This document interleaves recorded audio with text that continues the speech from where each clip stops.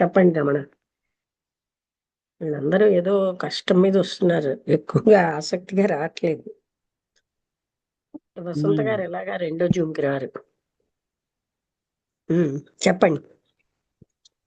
అదే అమ్మా, ఇప్పుడు ఇదంతా ఎలాగైనా ఎప్పటికైనా ఇది వదలాల్సిందే అనే భావం లేక గత జ్ఞాపకాలతో నిండిపోయిన మనసు ఏదైతే ఉందో అదే ఇబ్బంది పెడుతుంది అనే విషయం అంటే బాగా బాధపడుతున్నాను. భావం లేక కాదండి, మృత్యువుని అవగాహన చేసుకోవాలి అనడానికి ఇవన్నీ అడ్డుతున్నాయి. మనకున్న గత అవునమ్మా, జ్ఞానం అదే అదే. అది అవగాహన చేసుకోవట్లేదు. అవును. లేకపోతే అసలు భయం దేనికి? మృత్యు అంటే కాదు, మనకున్నవన్నీ పోగొట్టుకోవడానికి భయం. అవును. ఇలాంటి తెలియని భయం. మృత్యు అంటే ఎస్. మనకు భయం లేదు. గుర్తుగా. అవును. అది ఎలాగో వస్తుందని అందరికీ తెలిసిందే. కానీ ఈ ఈ ఆలోచనలు, ఈ బాధలు, ఈ ఈ ఆల్రెడీ ముందుగా ప్రిపేర్ చేసుకుని ఈ బంధాలు అన్ని వదులుకోలేక వచ్చింది బాధ. ఉమ్.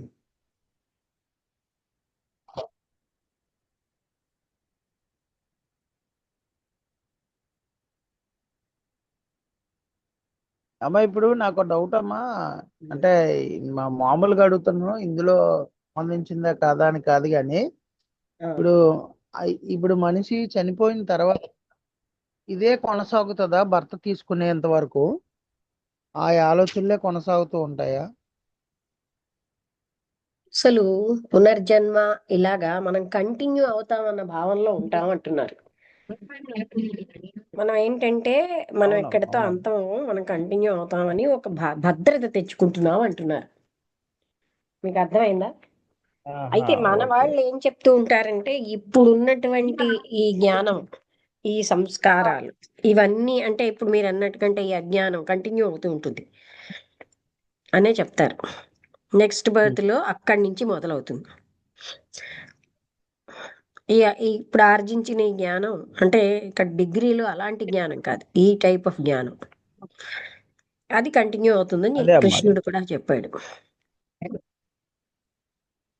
కానీ ఓకే. కంటిన్యూ అవుతుందన్న భరోసాలో మనం ఈ జన్మ బద్ధకంగా గడుపుతున్నాం.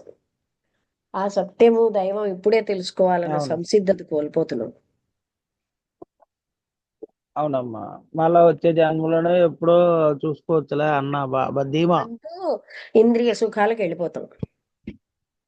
అవి మాత్రం ఎప్పుడో అవునమ్మా. చూసుకోవచ్చు అనుకోం.